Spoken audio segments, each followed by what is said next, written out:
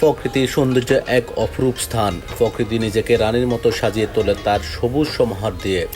আর এই সৌন্দর্য চিত্র সবচেয়ে মনোমুগ্ধকর দেখা যায় গ্রাম বাংলায়।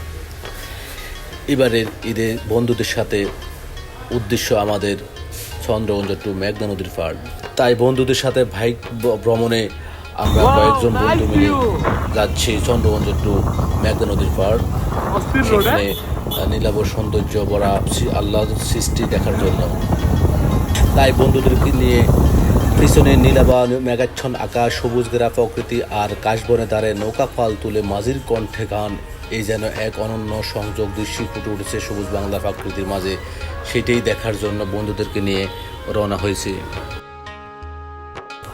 পিছনে নীলাভা মেঘাচ্ছন্ন আকাশ, সবুজের ঘেরা প্রাকৃতিক আর কাশবনের দ্বারে নৌকা পাল তুলে মাঝিদের কণ্ঠে গান, এ যেন এক অনন্য সংযোগ দৃশ্য ফুটে উঠেছে সবুজ প্রাকৃতিক এই গ্রামের মাঝে। ফাইনালি আমরা চলে এসেছি মতিরাজ মেঘনা নদীর পাড়। অবশেষে প্রকৃতির সৌন্দর্য হলো বিধাতার এক অনন্য সৃষ্টি। আমাদের এই দেশ সুজলা সুফলা সবুজে ভরা প্রাকৃতিক সৌন্দর্যের এক অপরূপ স্থান। প্রকৃতি নিজেকে রানীর মতো সাজিয়ে তোলে আর সবুজ সমাহার দিয়ে এই সৌন্দর্য চিত্র সবচেয়ে মনোমুগ্ধকর করে দেখা যায় গ্রাম বাংলায়। নদী তার নিজের পথে নিজেই করে নেয়, তার বাধাহীন চলার পথ নদী নিজেই মিশন্ন করে রাখে।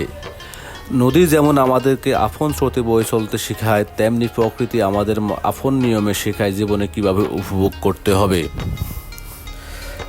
এখানে প্রকৃতির কোলে হারিয়ে যেতে চাই আমরা, যেখানে সবুজের ছোঁয়ায় আমাদের আত্মাকে প্রশান্তি দেয়। আল্লাহর সৃষ্টিকে তুমি কিভাবে অস্বীকার করবে? কবির মতো আমারও বলতে ইচ্ছে হয়, সবুজ প্রকৃতি মানে মনের শান্তি, প্রাণের স্পন্দন। যখন ক্লান্তি ঘিরে ধরে তখন প্রকৃতির মাঝে একটুখানি সময় কাটালে যেন আত্মা নতুন করে বাঁচতে শিখে। এগুলো শুধু প্রকৃতির অংশ নয়, এরা ভালোবাসতে জানে, ভালোবাসা শিখাতে জানে, প্রশান্তি দিতে জানে। প্রাকৃতি ভালোবাসো এবং প্রকৃতির সাথে মিশে চলো, সে তোমাকে হাজার গুণ ফিরিয়ে দেবে।